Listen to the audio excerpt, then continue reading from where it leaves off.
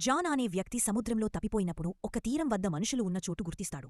వెంటనే వారిని సాయం అడగాలని దగ్గరికి వెళ్ళినప్పుడు తెలిసే విషయం ఏమిటంటే అక్కడున్నవి కేవలం బొమ్మల మాత్రమే. దాతా జాన్ తిరిగి తన పడవలోకి వెళ్ళిపోవాలని అనుకున్నప్పుడు భారీగా ఉన్న ఒక అమ్మాయి కనిపిస్తుంది. వెంటనే జాన్ భయపడి అక్కడి నుంచి పారిపోతాడు. అలా పడవలోకి వెళ్లి దాక్కున్నప్పుడు భారీగా ఉన్న అమ్మాయి తన బొమ్మలను తీసుకుని అక్కడున్న పడవలో వ్యక్తిని కూడా బొమ్మగా భావించి తన రాజ్యానికి తీసుకుని వెళ్ళిపోతుంది.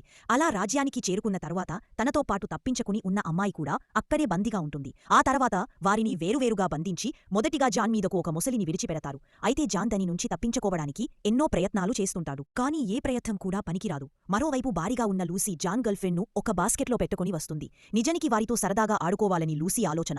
అంతలో చావబోతోన్న జానీ తీసుకుని అక్కడి నుంచి వెళ్ళిపోతుంది. ఆ సమయంలో ప్రతి ఒక్కరు కూడా ఆమెని ఆపే ప్రయత్నం చేస్తారు. అయితే చివరగా ఆమె నదీతీరం వద్దకు చేరుకుని బాస్కెట్లో బంధించిన వారిని విడిచిపెడుతుంది.